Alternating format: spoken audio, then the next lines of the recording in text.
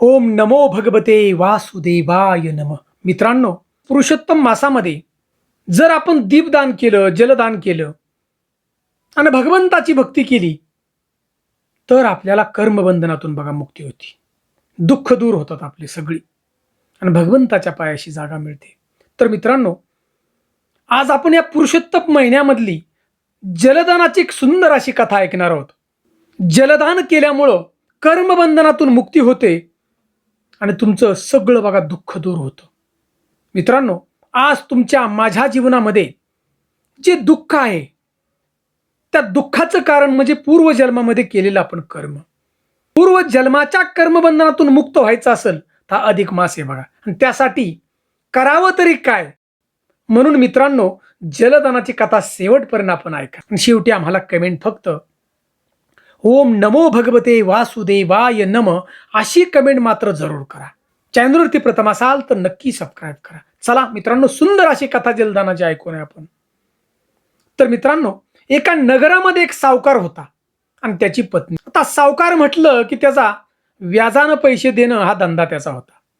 परंतु हा सावकार अतिशय धार्मिक वृत्तीचा होता, सावकार आणि त्याची पत्नी सुद्धा. सावकार गोरगरिबांना त्या ठिकाणी बघा मदत करायचा, पैसे द्यायचा तो. परंतु जो गरीब आहे त्याच्याकडून व्याज घेत नव्हता बघा, केवळ मुद्दल माघारी घ्यायचा. अनेक मंदिरांना हा सावकार बघा दान करायचा. गरिबांची मुलं असतील त्या मुलांना त्या ठिकाणी तो शिक्षणाची मदत करायचा बघा सावकार.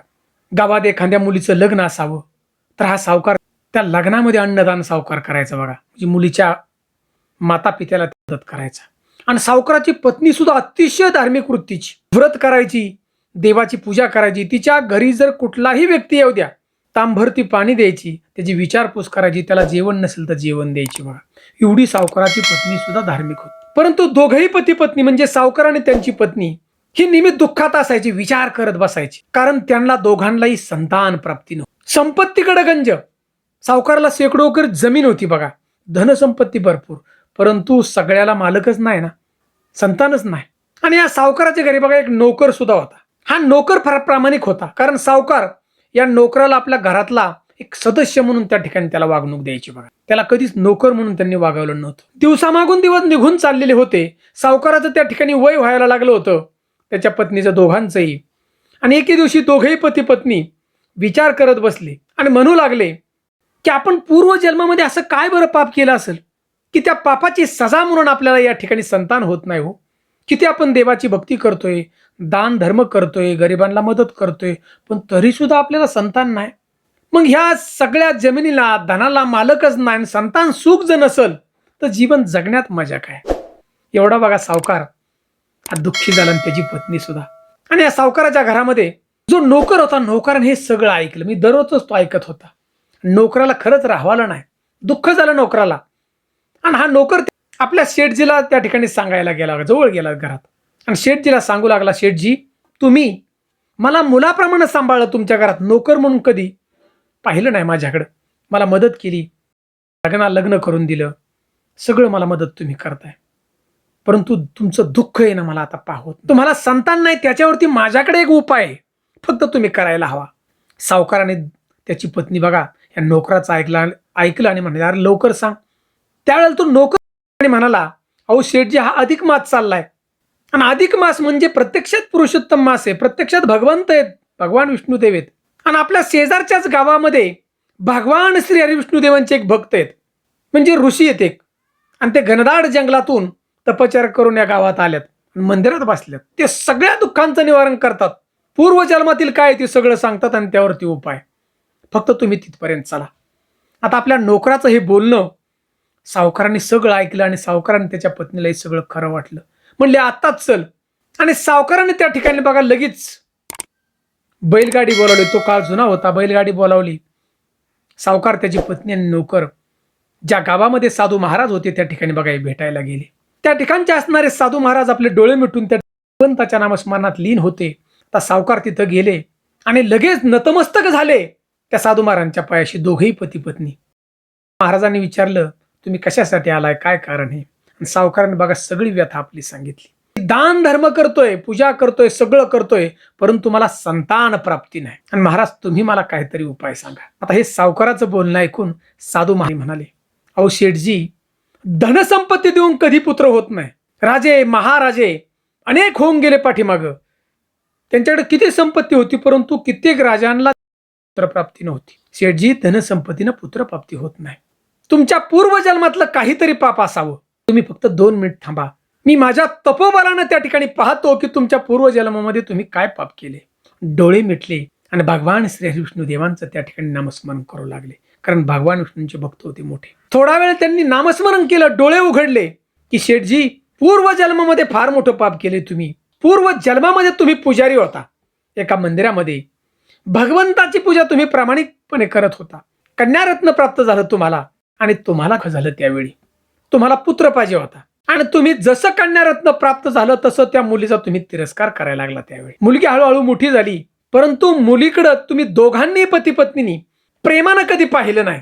तिरस्कार, एक केवळ सांभाळायचं म्हणून तिला तुम्ही सांभाळलं. कुठलंही तुम्ही तिला शिक्षण दिलं नाही, आणि माता पित्याकडून मिळणारं जे प्रेम आहे ते तुम्ही तिला कधीच दिलं नाही. मायेचा हात तिच्या डोक्यावरून कधी फिरवला नाही. त्यामुळे ती मुलगी नेहमी दुःखी राहत होती. आणि मुलगी मोठी झाल्यानंतर एके दिवशी ती मुलगी आजारी पडली. आजारी पडल्यानंतर ती तुम्हाला आवाज देत होती, बाबा बाबा, आई आवाज देत होती, परंतु तुम्ही तिच्यावरती उपचार सुद्धा केला नाही. मेलेली बरी ही मुलगी असं तुम्ही त्या ठिकाणी म्हणला, आणि काही दिवसानंतर त्या मुलीचा मृत्यू झाला. त्या मुलीचं पाप तुमच्या माथ्यावरती बसले बघा आता ह्या जन्मात, म्हणून तुम्हाला पुत्रप्राप्ती होत नाही. हे सगळं साधू महाराजांचं बोलणं ऐकून शेठजीच्या आणि त्या शेठानीच्या डोळ्यातून पाणी येऊ लागलं. म्हणले, महाराज, फार मोठं आम्ही पाप केलो, फार मोठं पाप केलं, आणि त्याचं शासन आम्हाला मिळतंय. काही करा तुम्ही, परंतु या पापात पूर्वजन्माच्या आम्हाला मुक्ती मिळण्यासाठी उपाय सांगा. साधू महाराजांनी सांगितलं की तुमचं फार मोठं भाग्य आहे की आता अधिक मास चाललेला आहे, आणि अधिक मासामध्ये जलदानाला फार महत्व आहे. उन्हाळ्याचे दिवस आहेत, पशुपक्षी ताणलेले असतात, अनेक जनावरं रानोमाळ ताणलेले असतात, गोरगरीब रस्त्यानं जातात, काही ठिकाणी पाण्याची सोय नसते.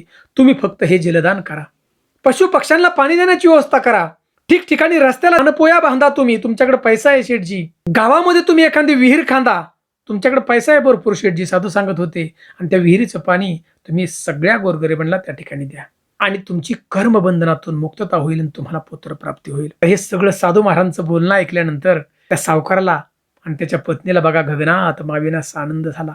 नतमस्तक झाले साधू महाराजांच्या पायाशी. सावकार सांगू लागला की मी आता जलदान करतो. गावात आल्यानंतर त्यानं जलदानाला सुरुवात केली. बघा, शेठजींनी गावाच्या बाहेर लगेच विहीर खांदायत काम चालू केलं. त्या गावाच्या जवळ असणारं एक जंगल होतं, जंगलात जाऊन झाडाला मटकी बांधली, कुठं कुठं म्हणजे पाण्याची व्यवस्था पशुपक्ष्यासाठी केली, जनावरांसाठी त्या टाक्या बांधल्या शेठजींनी. पाणी तिथून वतायचं त्या टाकीमध्ये, रानातली जनावरं पाणी पिऊ लागली, आणि गावात मोठी विहीर खांदून त्या सावकाराने बघा गावाला पाणी दिलं सगळ्या. आणि हा जो अधिक मास आहे हा संपला, आणि भगवंताचा चमत्कार बघा काय आहे. भगवान श्री विष्णू देवांच्या कृपेनं ती शेठची पत्नी गर्भवती राहिली. पुढे निसर्ग नियमाप्रमाणे 9 महिन्यानंतर शेठजीला सुंदर असा एक पुत्र प्राप्त झाला. मित्रांनो, बघा, शेठजीच्या पूर्वजन्माच्या कर्मातून बघा मुक्तता झाली जलदानातून. म्हणून मित्रांनो, अधिक मासामध्ये आपण भगवंताची भक्ती करा आणि जलदान त्या ठिकाणी देण्याचा प्रयत्न करा. एक बाटली एखाद्या गरीबाला जर आपण दिली जाता रस्त्याने ताणलेला, तरी सुद्धा तुमची कर्मबंधनातून मुक्तता होईल. मित्रांनो, जरूर जलदान करा. ही जलदानाची सुंदर अशी छोटीशी कथा आपल्याला आवडली असेल तर ओम नमो भगवते वासुदेवाय नमः अशी विश्वासानं आम्हाला कमेंट करा. जय हिंद, जय महाराष्ट्र.